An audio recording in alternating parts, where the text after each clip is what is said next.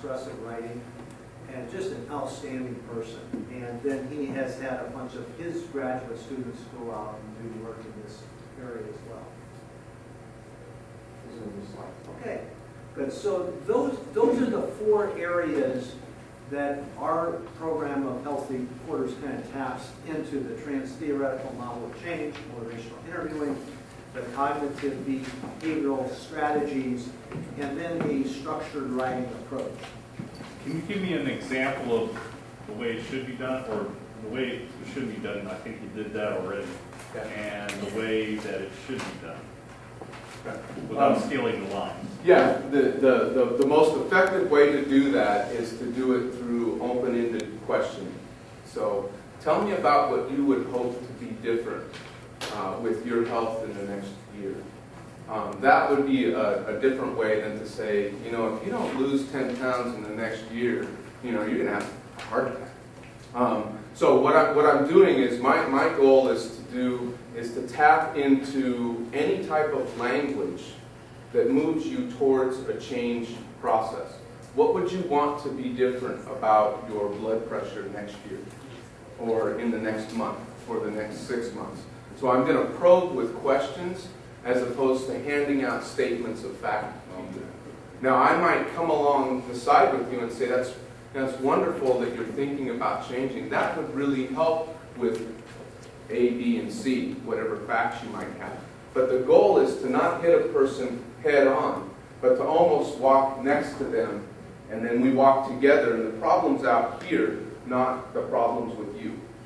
Does that make sense? Make it their idea. Yeah, and so I walk alongside Don, and I say, so Don, what is it about making this change that you would value? What do you hope to be different in your life over this next 6 months? So now we're together. Now Don and I are both solving the problem as a team, as opposed to me saying, Don, you have high blood pressure.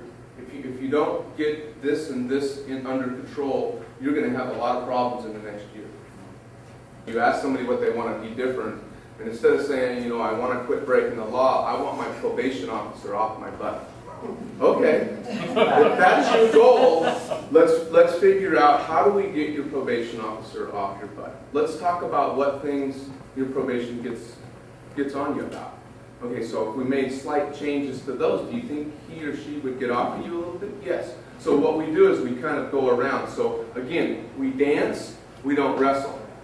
The leadership follows these principles as much as individuals do.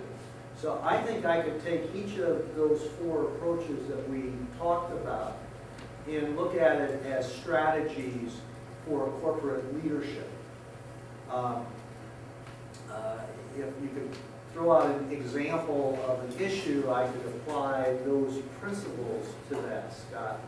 But I think in this kind of grouping, you're talking about really 2, different things. I think you really need to look at change, personal change from your leadership role, what you might be doing a bit differently than what you were last week, last month, last year.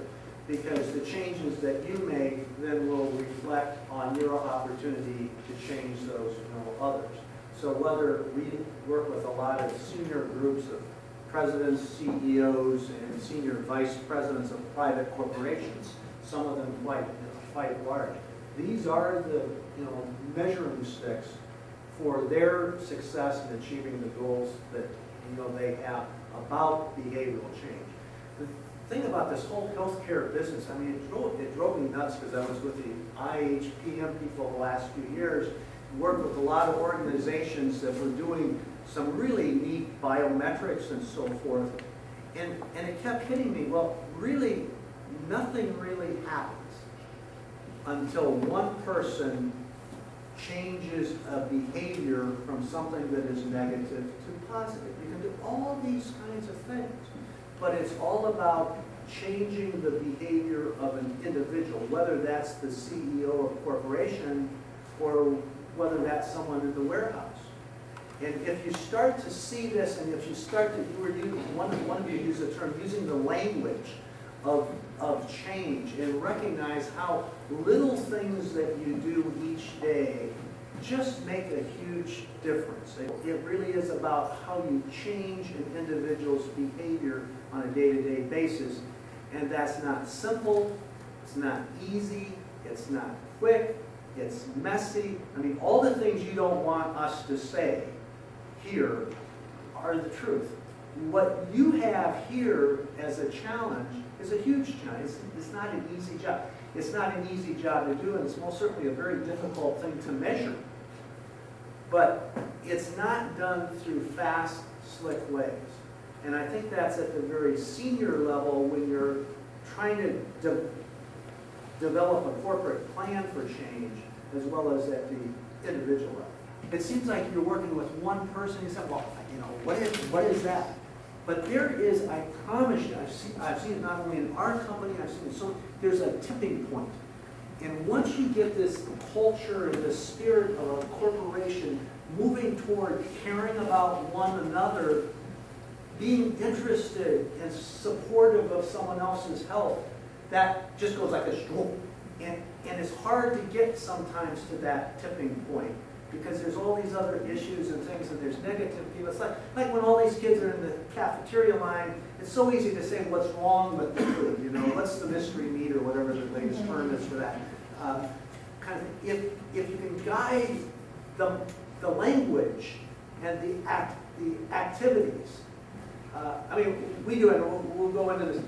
One simple thing we did in our office, it's not appropriate. I mean, there's trucking companies and there's banks and there's publishing companies. We have this deal, when the phone rings, we have everyone stand. So when our corporate phone rings, it works out where we stand. But we've taught them that they can't use their hands when they stand.